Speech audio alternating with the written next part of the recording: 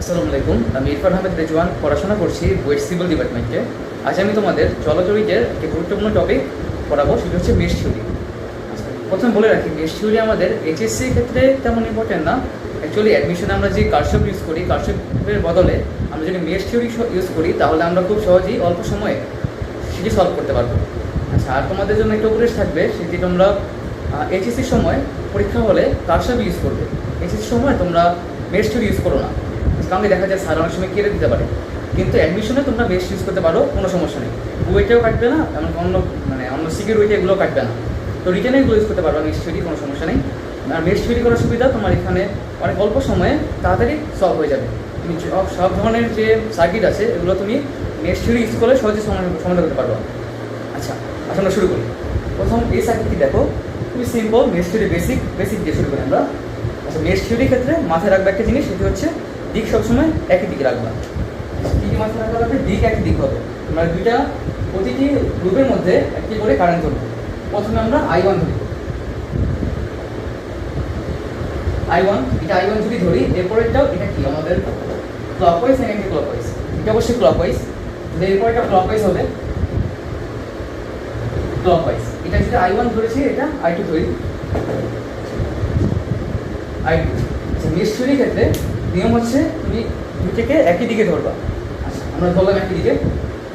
এখন তুমি যে কোনো দিকে শুরু করতে পারো, এখানে শুরু করি। এখানে যেহেতু আগে আমাদের পজিটিভ অংশ আছে, তাহলে +5 হবে। এভাবে যাচ্ছে সব কারশপের মতোই, খালি মেশে সুবিধা হচ্ছে মাঝখানে এটা আমরা সহজে করতে পারবো। আচ্ছা, শুরু করি। প্রথমে এখান দিয়ে কারেন্ট I1 এখানে আসছে, তাই না? আর এখানে প্লাস আছে, প্লাস অংশ, তাহলে কি হবে? +5 হবে না? সেটা দেখি I1 এর জন্য, মানে এই লুপের জন্য, লুপ 1। তাহলে +5 হবে এখানে, তো লিখি +5 ভোল্ট, কারশপের মতোই। আচ্ছা, তারপর কারেন্ট এখান দিয়ে যাবে না, এখান দিয়ে এখানে যাবে, তাহলে কি হবে? +2I1, ঠিক আছে? এখন কারেন্ট এখান দিয়ে যাওয়ার পর মেশের ক্ষেত্রে মাথায় রাখবা, তুমি যে লুপে কাজ করতেছো ওই কারেন্টকে প্রাধান্য দিবা বেশি। তার মানে ওইটাকে বড় ধরবা। তুমি তো জানো না কোনটা বড় ছোট, তাই না? আমরা দিকও জানি না। শেষে যদি অ্যান্সার মাইনাস হয় তাহলে কি দিক বিপরীত হবে? আচ্ছা, দেখি। তাহলে আমরা I1 এ কাজ করছি, I1 কে বড় ধরবো। বড় যদি ধরি তাহলে এখানে প্লাস দিব। এইখানে এই রোধের মধ্যে গেছে না, এর রোধের মান কত? 2 দাও, 2 বড় কালে ধরছিলাম I1 কে। আচ্ছা, I1 মাইনাস। এখন দেখো কেন ব্রেকেট দিলাম। এই যে রোধ আছে এটার মধ্যে কয়টা কারেন্ট যাচ্ছে দেখো তো, তোমার সাপেক্ষে। এখানে I1 যাচ্ছে এদিকে, I2 বিপরীত দিকে যাচ্ছে না? দেখো I1 যাচ্ছে এদিকে, I2 এদিকে যাচ্ছে না, তাই না? দিক বিপরীত। এটাই বড় ধরছি না, কারণ কেন আমরা লুপ 1 এ কাজ করতেছি। I1 দিছি মাইনাস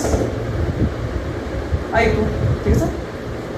এই লুপ শেষ আমাদের, তাহলে 0 বসে দাও, 0, ঠিক আছে? এটা বুঝছি। যেখানে 2 ওহম 2 দিলাম, তার ব্রেকেট দেওয়ার পর I1 এ কাজ করছি, এখন I1 বড় ধরছি মাইনাস I2। এখানে যদি আরেকটা থাকলে আমি আরেকটা দিতে পারতাম, সামনে দেখতে হবে। এখানে সমাধান করি, 5 + 2I1 কত হবে? 4I1 minus 2I2 0। এক কাজ করো, 5টাকে তুমি এখানে পাঠাবে, কত হয়? -5 না? সমীকরণ নম্বর 1। আমাদের এই লুপে কাজ শেষ। এখন লুপ 2 কাজ করতে আসো। লুপ 2 দেখি, লুপ 2 সেম। দেখো কারেন্ট এদিকে যাচ্ছে না, এদিকে ধনাত্মক অংশ না, তাহলে কি হবে? +10 হবে এখানে। আচ্ছা, +10। এরপর দেখো কারেন্ট I2 এখান দিয়ে যাচ্ছে, 3 এর মধ্যে আসছে, ঠিক আছে? দেখো +3I2। এখন দেখো এই যে আমরা কাজ করছি কোথায়? I2 রূপে না? I2 রূপ দিয়ে কাজ, তাহলে এটাকে বড় ধরবো আমরা। এই 2 ওহম রোধের মধ্যে কি I2 গেছে না? প্রথমে দেখো 2 ব্রেকেট দিলাম, এরপর I2 বড় ধরছিলাম আমরা, ঠিক আছে? এখন দেখো I2 যাচ্ছে তোমার উপরে এদিকে, I1 যাচ্ছে নিচের দিকে না, ঠিক আছে? -I1 লুপ শেষ না? আর কিছু আছে নাই তো? সমান 0 বসাতো, 0। এখন দেখি প্লাস কে এর পাশে গেলে মাইনাস কে, মাইনাস কে। দেখো তো i1 কয়টা আছে, i1 মাইনাস 2টা আছে, ঠিক আছে। মেশ ইউজ করে তুমি সহজে বড় বড় সার্কিট সহজে সমাধান করতে পারবে। তো অ্যাডমিশনে প্রেফার করবো মেশ ইউজ করো। মেশ ইউজ করলে দেখা যায় 2 মিনিট 1 মিনিটের মধ্যে সহজে সমাধান করা যায়, কিন্তু কারশিফ ইউজ করলে একবার বড় হয়।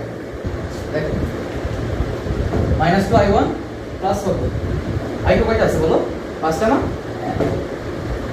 5i2। দেখো সমীকরণ কয়টা পাইছি আমরা, 2টা পাইছি না, 2টা। এইটা সমাধান করি, অ্যান্সার বের হয়ে যাবে। সাজেস্ট করবো ক্যালকুলেটরে একবারে করবা, হাতে কলমে দরকার নেই করার, সলভার দিয়ে করে ফেলবা। প্রথমে কত আমাদের 4, i1 এ 4, এরপরে -2, এর পাশে কত -5, এখানে -2, তারপর +5, এখানে -10। দেখো i1 এর মান পাওয়া যাবে, দেখো -2.81,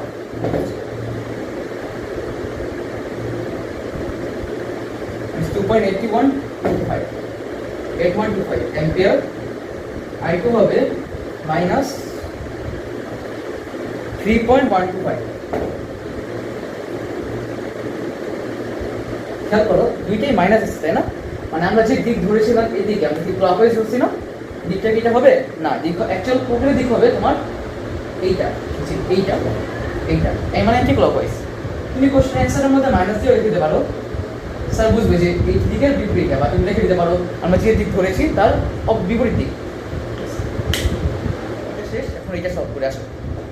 আশা করি আজকের পর তোমাদের মেশ নিয়ে আর কোনো সমস্যা থাকবে না। আচ্ছা এটা সলভ করি, দেখি।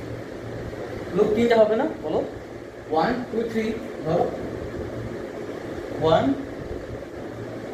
2। দেখো সবগুলো আমি একই দিকে নিচ্ছি, আমি কি করছি সবগুলো ক্লকওয়াইজ নিচ্ছি। তুমি যে অ্যান্টি ক্লকওয়াইজ নিতে পারো, কোনো সমস্যা নেই, তোমার ইচ্ছা করে। কারণ কি শেষে আমাদের যদি দেখি যে অ্যান্সার মাইনাস আসে তাহলে কি দিক বিপরীত হয়ে যাবে না? হ্যাঁ করো, লুপ 1 এর কাজ করে আসো। বলো এখানে কি 4 না, লুপ 1 4 এভাবে আসে, 4i1, এরপর কি প্লাস 2। এখন দেখো 2 এর মধ্যে কে কে আছে, i1 যাচ্ছে না নিচের দিকে। আচ্ছা কাজ করতেছি আমরা i1 নিয়ে, তাই না? i1 কে বড় ধরবো, ঠিক আছে। তাহলে i1 যাচ্ছে এদিকে, i3 যাচ্ছে এদিকে। দেখো i2 এর কোনো কাজ আছে এটার মধ্যে, আছে নাই তো। তাহলে এখানে কাজ কি কি নিয়ে, i1 এবং i3, i1 মাইনাস i3। দেখো 4i1 প্লাস 2 দেওয়ার পর i1 মাইনাস i3, এটা কাজ শেষ।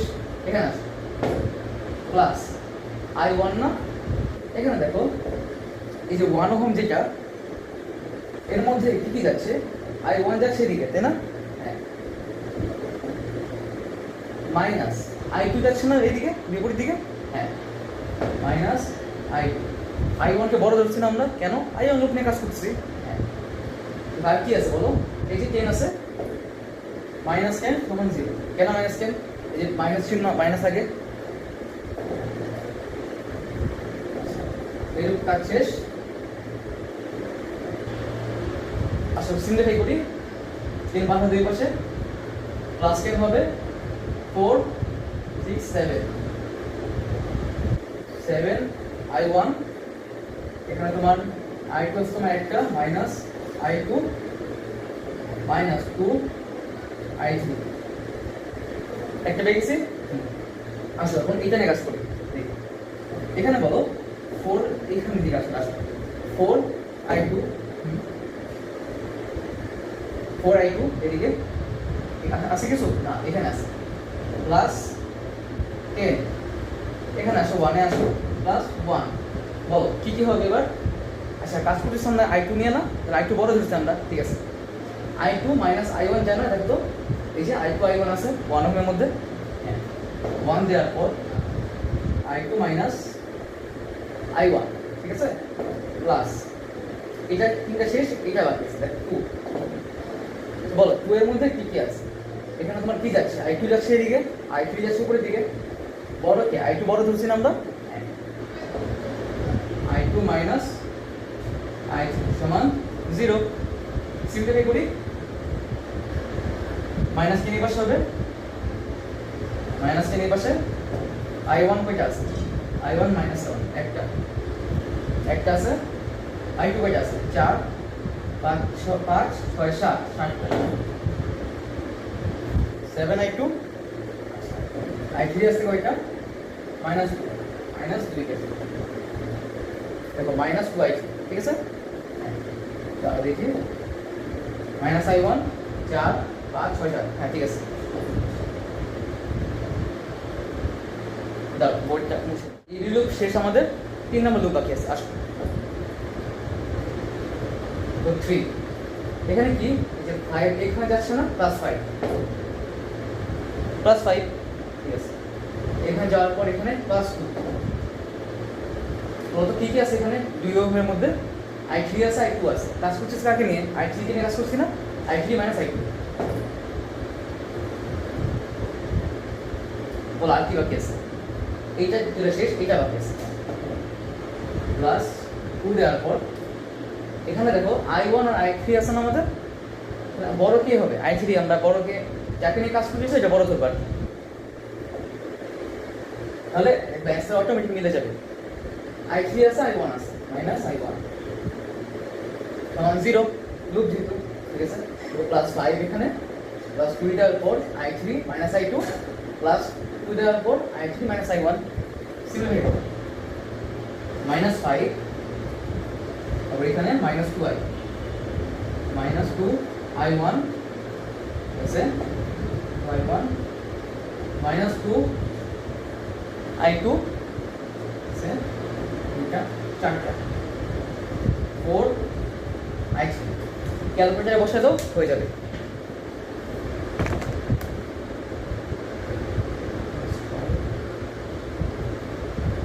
-5 -5 আছে আমাদের, -2 বসে দাও। প্রথম সমীকরণ কি ছিল, প্রথম ছিল 7, এরপর আমাদের -1 -2, এরপর আমাদের +10, ঠিক আছে।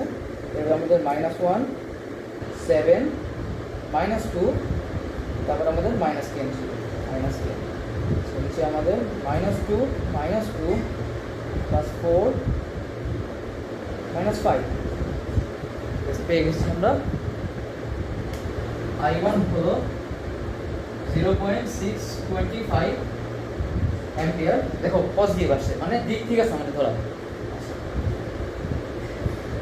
I2 আবার দেখো -1.875 অ্যাম্পিয়ার, দিক বিপরীত হবে যেহেতু মাইনাস আছে।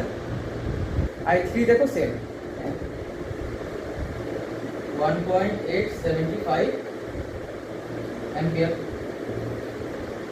বুঝি বুঝছি, হ্যাঁ আশা করি সেটা বুঝতে পেরেছো। তোমাদের আরেকটা থাকবে, ওইটা হোমওয়ার্ক থাকবে, তোমরা কমেন্ট বক্সে জানিয়ে দিবে অ্যান্সার, ঠিক আছে। আমি দিয়ে দিচ্ছি এখনই, কমেন্ট বক্সে জানাবো। এইটা তোমাদের SW থাকবে, তোমরা SW এটা করে কমেন্ট বক্সের মধ্যে অ্যান্সার জানাবে, ঠিক আছে। আজ এই পর্যন্তই, আরেকদিন নতুন কোনো টপিক নিয়ে দেখা হবে ইনশাআল্লাহ। আসসালামু আলাইকুম।